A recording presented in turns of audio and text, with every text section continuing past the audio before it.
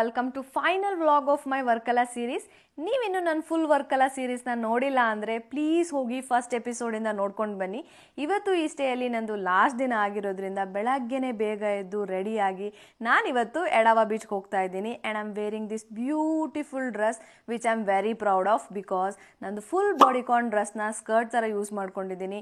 ಅದ್ರ ಮೇಲೆ ಈ ಫ್ಲೋರಲ್ ಟಾಪ್ನ ಸ್ಟೈಲ್ ಮಾಡಿದ್ದೀನಿ. ಎಡಾವ ಬೀಚ್ ಹೋಗೋ ರೋಡ್ ಅಂತೂ ತುಂಬಾನೇ ಸೀನಿಕ್ ಆಗಿತ್ತು. ಕ್ಲಿಫ್ ಮೇಲೆ ಗಾಡಿಲಿ ಹೋಗ್ತಾ ಇರಬೇಕಾದ್ರೆ ಒಂದು ಸೈಡಲ್ಲಿ ವಾಟರು, ಇನ್ನೊಂದು ಸೈಡಲ್ಲಿ ಲ್ಯಾಂಡು, ಅದನ್ನು ಎಕ್ಸ್ಪೀರಿಯನ್ಸ್ ಮಾಡೋಕ್ಕೆ ತುಂಬ ಚೆನ್ನಾಗಿತ್ತು. ಎಡಾವ ಬೀಚ್ಗೆ ಎಂಟ್ರಿಗೆ ಅಂತ ಹೇಳಿ ಸಪ್ರೇಟ್ ಯಾವುದೋ ರೋಡ್ ಇಲ್ಲ, ಫುಲ್ ಕಲ್ಗಳು ಹಾಕಿರ್ತಾರೆ. ಆ ಕಲ್ಗಳ ಮೇಲೇ ನಾವು ಹೋಗಬೇಕಾಗತ್ತೆ. ನೀವೇನಾದರೂ ಇಲ್ಲಿ ವಿಸಿಟ್ ಮಾಡಿದ್ರೆ ಸ್ವಲ್ಪ ಕೇರ್ಫುಲ್ ಆಗಿರಿ. ನಿಮಗೆ ವರ್ಕಲಾ ಬೀಚಸ್ ಎಲ್ಲಾವುದು ತುಂಬಾ ಕ್ರೌಡೆಡ್ ಅಂತ ಅನಿಸಿದ್ರೆ you should go to Edava beach. ಯಾಕಂದರೆ ಇಲ್ಲಿ ಯಾರೂ ಇರಲಿಲ್ಲ. ಆ್ಯಕ್ಚುಲಿ ಪ್ರೈವೇಟ್ ಬೀಚ್ ಅಂತಲೇ ಹೇಳ್ಬೋದು. ಪೀಸ್ಫುಲ್ಲಾಗಿ ಕುತ್ಕೊಂಡು ಬೀಚ್ ವ್ಯೂನ ಎಂಜಾಯ್ ಮಾಡ್ಬೋದು. ಕ್ಲಿಫ್ ಮೇಲಿಂದ ನಿಂತ್ಕೊಂಡು ನೋಡೋಕ್ಕೂ ತುಂಬಾ ಚೆನ್ನಾಗಿತ್ತು. ಅಷ್ಟೇ ಅಲ್ಲದೆ ಕೆಳಗಡೆ ನಿಂತ್ಕೊಂಡು ನೋಡೋಕ್ಕೂ ಕೂಡ ಅಷ್ಟೇ ಚೆನ್ನಾಗಿತ್ತು. ನೀವೇನಾದರೂ ವರ್ಕಲಾಗಿ ಹೋದರೆ ಈ ಬೀಚ್ನ ವಿಸಿಟ್ ಮಾಡೋದನ್ನ ಮರಿಬೇಡಿ.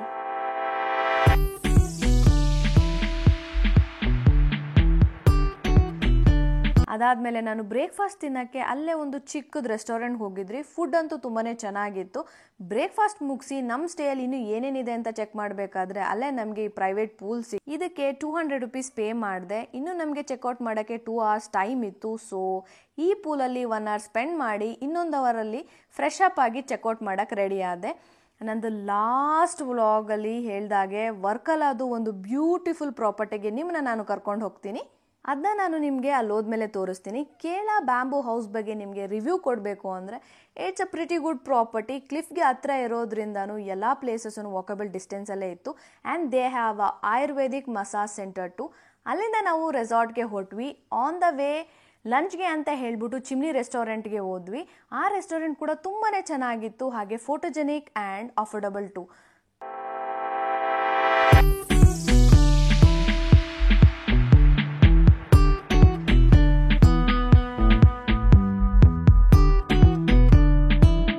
ಫುಡ್ ಬಗ್ಗೆ ಮಾತಾಡಬೇಕು ಅಂದರೆ ಇಟ್ ವಾಸ್ ಡೀಸೆಂಟ್. ಇದು ರೆಸ್ಟೋರೆಂಟ್ ಬಗ್ಗೆ ಆಗಿತ್ತು.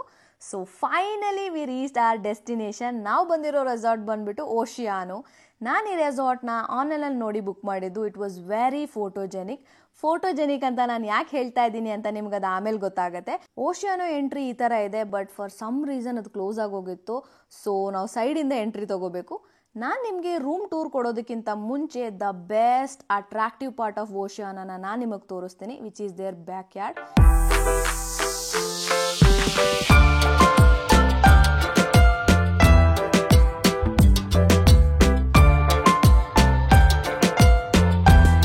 ಇಲ್ಲಿಂದ ತುಂಬಾ ಚೆನ್ನಾಗಿರೋ ಬೀಚ್ ವ್ಯೂ ಇದೆ. ಮತ್ತು ಇನ್ನೊಂದೇನಪ್ಪ ಅಂದರೆ ಇಲ್ಲೊಂದು ಬಿಗ್ ಜೈಂಟ್ ಸ್ವಿಂಗ್ ಇದೆ. ಈ ಸ್ವಿಂಗ್ನಂತೂ ನೀವು ಇನ್ಸ್ಟಾಗ್ರಾಮಲ್ಲಂತೂ ನೋಡಿರ್ತೀರ. ಏನಪ್ಪ ಅಂದರೆ ಈ ಪ್ರಾಪರ್ಟಿ ಪ್ರೈವೇಟ್ ಬೀಚ್ಗೆ ಕನೆಕ್ಟ್ ಆಗಿದೆ. ಇಲ್ಲಿಂದ ನೀವು ಬೀಚ್ಗೆ ಇಳ್ಕೊಂಡು ಹೋಗೋಕ್ಕೆ ಸ್ಟೇರ್ಸ್ ಕೂಡ ಅವೈಲೇಬಲ್ ಆಗಿದೆ. And it's a pretty good property. ಈ ಪ್ರಾಪರ್ಟಿಲಿ 4 types ಆಫ್ ರೂಮ್ ಅವೈಲೇಬಲ್ ಆಗಿದೆ. ಫಸ್ಟ್ ಒನ್ ಬಂದ್ಬಿಟ್ಟು Casa Blanca, second one is wooden loft, and third is boho vibes, and last one is Bluebell. ನನಗೆ actually ತುಂಬ ಇಷ್ಟ ಆಗಿದ್ದು ಬಂದ್ಬಿಟ್ಟು ಬೋಹೋ ವೈಬ್ಸ್, ಬಟ್ ಅವೈಲೇಬಿಲಿಟಿ ಇರಲಿಲ್ಲ, ಎಲ್ಲ ಸೋಲ್ಡ್ ಔಟ್ ಆಗೋಗಿತ್ತು. ಸೊ ಲಾಸ್ಟಲ್ಲಿ ನನಗೆ ಸಿಕ್ಕಿದ್ದಿದೆ ಬ್ಲೂಬೆಲ್. ರೂಮ್ ಟೂರ್ ಮಾಡೋಣ. ಎಂಟರ್ ಆಗಿದ ತಕ್ಷಣವೇ ಒಂದು ಲಿವಿಂಗ್ ರೂಮ್ ಥರ ಇದೆ.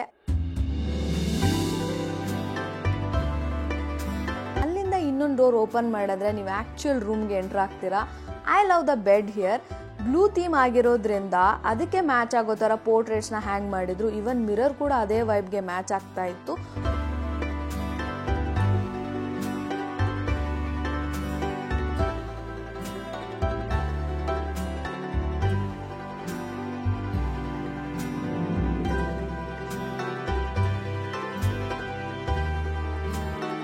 ವಾಶ್ರೂಮ್ ಕೂಡ ತುಂಬಾ ದೊಡ್ಡದಾಗಿತ್ತು. ನನ್ನ ಫೇವ್ರೆಟ್ ಪಾರ್ಟ್ ಈ ರೂಮಲ್ಲಿ ಬಂದ್ಬಿಟ್ಟು ಬಾಲ್ಕನಿ, ಯಾಕಂದರೆ ಇಲ್ಲಿಂದ ಡೈರೆಕ್ಟ್ ಬೀಚ್ ವ್ಯೂ ಇತ್ತು.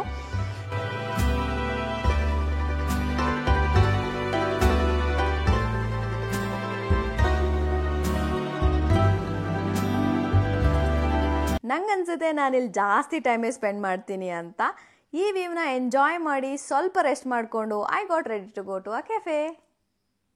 And this is what I am wearing. ಇದಂತೂ ನನ್ನ ಫೇವ್ರೇಟ್ ಡ್ರೆಸ್ಸು. ಫುಲ್ ಡ್ರೆಸ್ ಡೀಟೇಲ್ಸನ್ನು ನಿಮಗೆ ಡಿಸ್ಕ್ರಿಪ್ಷನ್ ಬಾಕ್ಸಲ್ಲಿ ಕೊಟ್ಟಿರ್ತೀನಿ. Don't forget to check it out.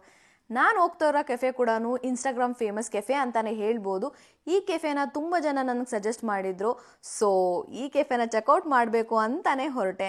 ನಾನು ಇಷ್ಟೊತ್ತು ಮಾತಾಡ್ತಾ ಇದ್ದಿದ್ದು ಕೆಫೆ ಬಂದ್ಬಿಟ್ಟು cafe by trip is life.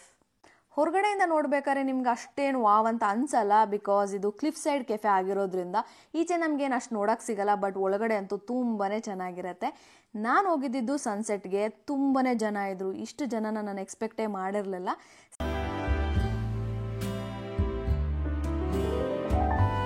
Sunset view ಅಂತೂ ತುಂಬಾ ಚೆನ್ನಾಗಿತ್ತು. ನಾನು ಸನ್ಸೆಟ್ನ ಎಂಜಾಯ್ ಮಾಡಿಕೊಂಡು ಆರ್ಡರ್ ಮಾಡಿರೋ ಚಿಕನ್ ಸ್ಯಾಲಡ್ನ ಕಂಪ್ಲೀಟ್ ಮಾಡಿದೆ. ಅಲ್ಲೇ ಒಂದು ಸ್ವಲ್ಪ ಟೈಮ್ ಎಲ್ಲ ಸ್ಪೆಂಡ್ ಮಾಡಿಕೊಂಡು ವಿ ವೆಂಟ್ ಬ್ಯಾಕ್ ಟು ಓಷಿಯಾನಲ್ಲಿ ಮಾರ್ನಿಂಗ್ ವ್ಯೂ ಅಷ್ಟೇ ಅಲ್ಲ, ನೈಟ್ ವ್ಯೂ ಕೂಡ ತುಂಬಾ ಚೆನ್ನಾಗಿತ್ತು. ಅಲ್ಲೇ ಲಾನಲ್ಲಿ ಸ್ವಲ್ಪ ಹೊತ್ತೆಲ್ಲ ಕುತ್ಕೊಂಡು ಟೈಮ್ ಸ್ಪೆಂಡ್ ಮಾಡಿ ಐ ಎಂಡೆಡ್ ಮೈ ಡೇ.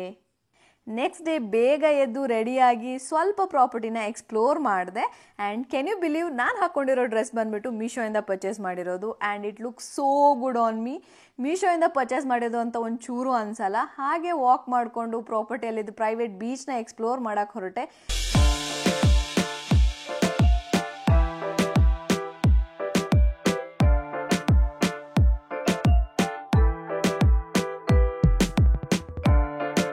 ಬೀಚಲ್ಲಿ ಒಂದು ಲಾಂಗ್ ವಾಕ್ ತೊಗೊಂಡ್ಮೇಲೆ ನೆನಪಾಯಿತು ಕಾಂಪ್ಲಿಮೆಂಟ್ರಿ ಬ್ರೇಕ್ಫಾಸ್ಟ್ ಇದೆ ಅಂತ. ಚೆಕ್ ಇನ್ ಆಗಬೇಕಾದ್ರೆ ಅವ್ರು ಹೇಳಿದ್ರು 9 o'clock ಕಿಚನ್ ಕ್ಲೋಸ್ ಆಗೋಗುತ್ತೆ ಅಂತ. So I ran. ಬ್ರೇಕ್ಫಾಸ್ಟ್ ಮುಗಿಸಿ 11ಗೆ ಚೆಕ್ಔಟ್ ಇತ್ತು. ಸೊ ಅಷ್ಟೊತ್ತು ತನಕ ಕಂಫಿ ರೂಮ್ದು ಸ್ವಲ್ಪ ಅಡ್ವಾಂಟೇಜ್ ತಗೊಳ್ಳೋಣ ಅಂತ ಹೇಳಿ ಚೆನ್ನಾಗಿ ರೆಸ್ಟ್ ಮಾಡಿದೆ. ಆ್ಯಂಡ್ ಇವತ್ತು ಲಾಸ್ಟ್ ಡೇ ವರ್ಕಲ್ಲ ಆಗಿರೋದ್ರಿಂದ ಈ ಪ್ಲೇಸ್ನ ಲಾಸ್ಟ್ಗೆ ಅಂತಾನೆ ಇಟ್ಕೊಂಡಿದೆ. That is Jatayu earth centre. And ಇವತ್ತು ನಾನು ಈ ಪ್ರಿಟಿ ಪಿಂಕ್ ಆ್ಯಂಡ್ ವೈಟ್ ಸ್ಕರ್ಟ್ನ ಹಾಕೊಂಡಿದ್ದೀನಿ. This is my favourite look from this trip. ನಾನು ಇಲ್ಲಿಂದ ಚೆಕ್ಔಟ್ ಮಾಡಿಕೊಂಡು ಹೊರಟ್ವಿ. ತುಂಬ ಲಗೇಜ್ ಇದ್ದಿದ್ರಿಂದ ವಿಡಿಯೋ ಮಾಡೋಕ್ಕಾಗಲಿಲ್ಲ. ಸೊ ಫಸ್ಟ್ ನಾನು ಹೋಗಿದ್ದೆ ಜಟಾಯು ಕ್ಲಾಕ್ ರೂಮ್ಗೆ. ನಮ್ಮ ಹತ್ರ ಇಲ್ಲಿದ್ದ ಲಗೇಜ್ ಎಲ್ಲದನ್ನು ಅಲ್ಲಿಟ್ಟು ಜಟಾಯು ಅರ್ತ್ ಸೆಂಟರ್ನ ಎಕ್ಸ್ಪ್ಲೋರ್ ಮಾಡೋಕ್ಕೆ ಹೊರಟ್ವಿ. ಮೇಲೆ ಹೋಗೋಕ್ಕೆ ನಮ್ಮನ್ನ ಕೇಬಲ್ ಕಾರಲ್ಲಿ ಕರ್ಕೊಂಡು ಹೋಗ್ತಾರೆ. ಆದರೆ ಟಿಕೆಟ್ ತೊಗೊಳಕ್ಕೆ ಓನ್ಲಿ ಕ್ಯಾಶ್ ಅಷ್ಟೇ ಅಕ್ಸೆಪ್ಟ್ ಮಾಡ್ತಾರೆ. ಸೊ ನೀವೇನಾದರೂ ಜಟಾಯು ಅರ್ತ್ ಸೆಂಟರ್ನ ವಿಸಿಟ್ ಮಾಡಿದ್ರೆ ಕ್ಯಾಶ್ ತೊಗೊಂಡು ಹೋಗೋದನ್ನ ಮರಿಬೇಡಿ. ನಾನೀಗ ನಂಗೆ ಎಷ್ಟೆಷ್ಟು ಚಾರ್ಜಸ್ ಆಯಿತು ಅಂತ ನಾನು ನಿಮ್ಗೆ ಹೇಳ್ತೀನಿ. ಆ್ಯಕ್ಚುಲಿ ಇಲ್ಲಿ 2 ಥರ ಪೇಮೆಂಟ್ ಮಾಡಿಸ್ಕೋತಾರೆ. ಫಸ್ಟ್ ಬಂದ್ಬಿಟ್ಟು ಎಂಟ್ರಿ ಫೀಸ್ ಆ್ಯಂಡ್ ಸೆಕೆಂಡ್ ಬಂದ್ಬಿಟ್ಟು ಕೇಬಲ್ ಕಾರ್ಗೆ ನಾವು ಪೇ ಮಾಡೋಕ್ಕಿರುತ್ತೆ. ಎಂಟ್ರಿ ಫೀಸು ಮತ್ತು ಈ ಕೇಬಲ್ ಕಾರ್ ಚಾರ್ಜಸ್ ಎಲ್ಲವುದು ನಾನು ವಿತ್ GST ಹೇಳ್ತೀನಿ. ನಾವಿಬ್ಬರು ಹೋಗಿರೋದ್ರಿಂದ ಇಬ್ಬರು ಚಾರ್ಜಸ್ ಕೂಡ ನಾನು ಹೇಳ್ತೀನಿ ಎಷ್ಟಾಯಿತು ಅಂತ. ಪಾರ್ಕಿಂಗ್ ಚಾರ್ಜಸ್ ಬಂದ್ಬಿಟ್ಟು 531 rupees ಬಿತ್ತು, ಅದು with GST. Cable car charges ಬಂದ್ಬಿಟ್ಟು 578 rupees, ಅದು ವಿತ್ GST. ಅದು ಇಬ್ಬರಿಗಾಗಿದ್ದು ದುಡ್ಡು. ಅದು ಕೇಬಲ್ ಕಾರಿಂದ ಕೂಡ ವ್ಯೂ ತುಂಬಾ ಚೆನ್ನಾಗಿತ್ತು. ನಾನು ಅಂದ್ಕೊಂಡೆ ಕೇಬಲ್ ಕಾರ್ ತುಂಬಾ ಸ್ಪೀಡಾಗಿ ಹೋಗುತ್ತೆ ಅಂತ, but slow and enjoyable ride ಆಗಿತ್ತು.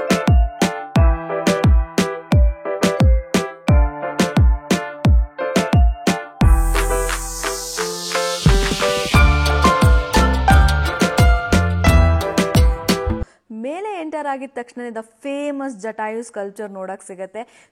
ಇದು ಸುಮ್ಮನೆ ಒಂದು ಐಡಲ್ ಅಷ್ಟೇ ಅಲ್ಲ, ನೀವು ಅದರೊಳಗಡೆ ಕೂಡ ಹೋಗ್ಬೋದು. ಬೇಸಿಕಲಿ ಇದು ಶಾಪಿಂಗ್ ಮಾಲ್. ಕನ್ಸ್ಟ್ರಕ್ಷನ್ ನಡೀತಾ ಇದ್ದಿದ್ದರಿಂದ ಯಾರಿಗೂ ಎಂಟ್ರಿ ಇರಲಿಲ್ಲ. ಈ ಸ್ಕಲ್ಪ್ಚರ್ನ ನೋಡೋಕ್ಕೆ ಡಿಫ್ರೆಂಟ್ ವ್ಯೂ ಪಾಯಿಂಟ್ಸ್ ಕೂಡ ಇದೆ, ಅದನ್ನು ಕೂಡ ನೀವು ನೋಡ್ಬೋದು. ಜಟಾಯು ಸ್ಟೋರಿ ಅಂತೂ ಯಾರಿಗೂ ಗೊತ್ತಿಲ್ಲ, ಎಲ್ರಿಗೂ ಗೊತ್ತಿರೋದೆ. ಸೊ ಡಿಫ್ರೆಂಟ್ ವ್ಯೂ ಪಾಯಿಂಟ್ಸಿಂದ ಈ ಸ್ಕಲ್ಪ್ಚರ್ನ ಚೆಕ್ ಮಾಡಾದ್ಮೇಲೆ ಅಲ್ಲೇ ಹಿಂದೆ ಒಂದು ರಾಮ ಟೆಂಪಲ್ ಇದೆ.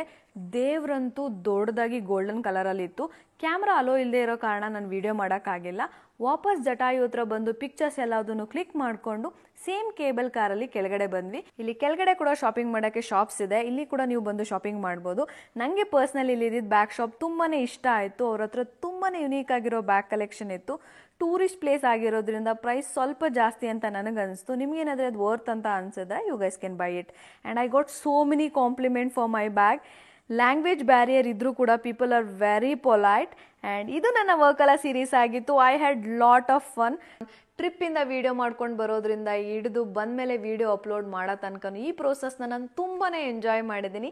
ನೀವು ನನ್ನ ನೆಕ್ಸ್ಟ್ ಟ್ರಾವೆಲ್ ಅಡ್ವೆಂಚರ್ ತನಕ ವೆಯ್ಟ್ ಮಾಡಬೇಕು. ಎಷ್ಟು ಬೇಗ ಆಗುತ್ತೋ ಅಷ್ಟು ಬೇಗ ಇನ್ನೊಂದು ಟ್ರಾವೆಲ್ ವೀಡಿಯೋ ಜೊತೆ ನಾನು ಬರ್ತೀನಿ. ಅಷ್ಟೊತ್ತು ತನಕ watch my shopping, fashion, makeup and lifestyle ವೀಡಿಯೋಸ್ನ ಎಂಜಾಯ್ ಮಾಡ್ತಾ ಇರಿ. This is it for the video guys. Until next time, bye bye.